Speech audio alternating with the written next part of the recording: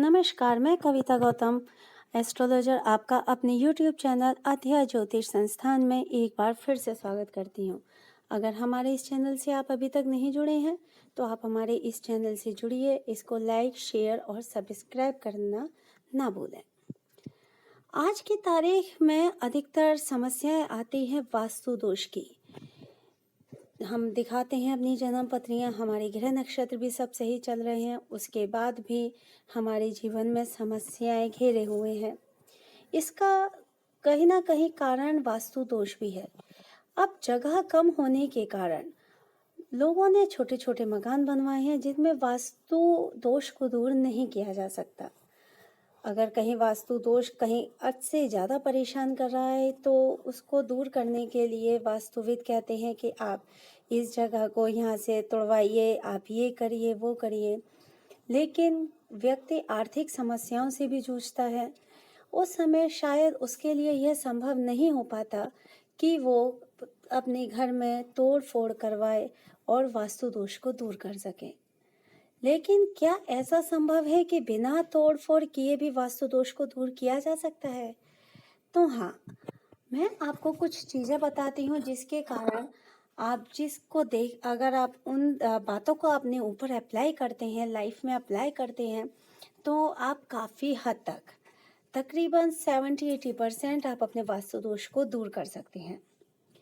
जैसे मकान में आप जब भी अपने घर में हैं, आप पानी पीते हैं तो कोशिश ये कीजिए कि आपके यहाँ पानी का स्थान उत्तर पूर्व की दिशा में हो और आप जब पानी पिए तो आपका फेस भी उत्तर पूर्व की दिशा में हो।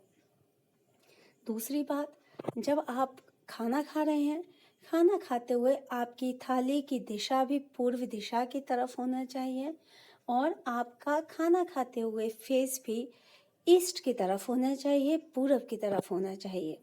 अगर दक्षिण या पश्चिम की तरफ आपका फेस होगा तो आप बीमारी में और कर्जे में आप लिप्त हो जाएंगे। अब बात आती है हमारे बेडरूम की। बेडरूम में जब हम सोते हैं तो हमें ये नहीं ध्यान रहता कि हम अपना फेस किस तरफ करें, ईस्ट में करें, वेस्ट, नॉर्थ या साउथ में। सोते समय आपको अपने सिर का सिरहाना हमेशा साउथ वेस्ट या साउथ की डायरेक्शन में होना चाहिए, जिससे आपको गहरी नींद आती है। घर में पूजन कक्ष यानी घर का मंदिर कहाँ होना चाहिए?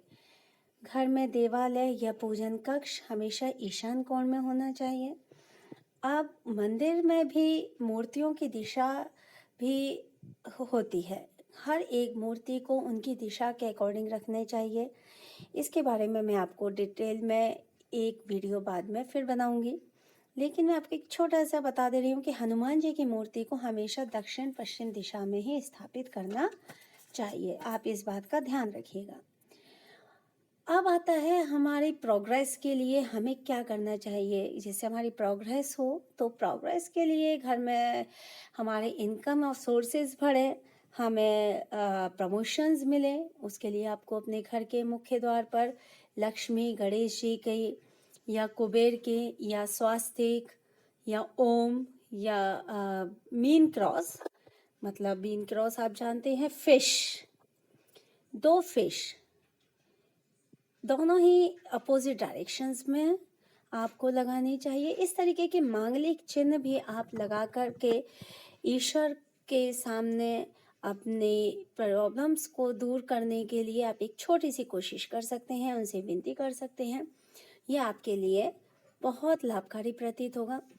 अब अधिकतर समस्या ये आती है कि आपने कई बार समरसेबिल की बोरिंग कराई, ट्यूबवेल की कराई, जेट पंप लगवाया, लेकिन आपको वाटर की समस्या बनी रहती है।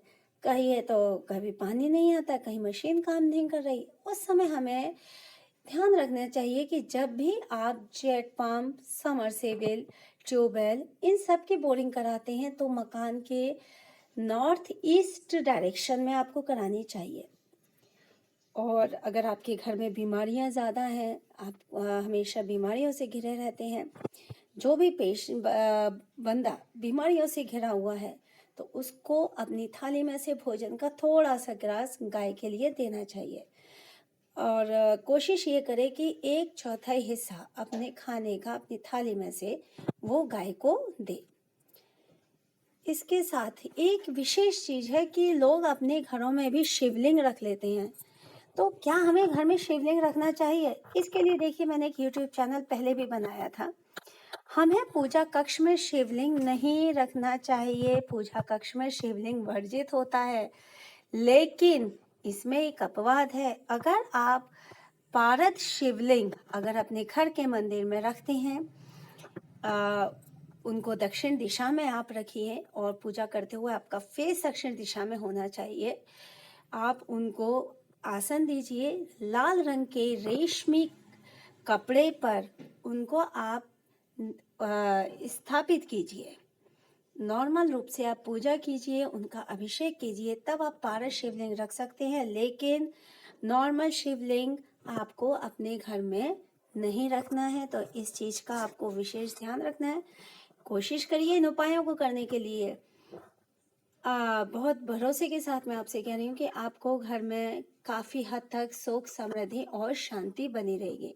अगर हाँ, आपको किसी प्रकार की और भी जानकारी चाहिए और समस्याएं हैं अगर आपकी वास्तु से संबंधित, तो आप हमें कमेंट बॉक्स में लिख करके अपनी समस्याओं को आप पूछ सकते हैं।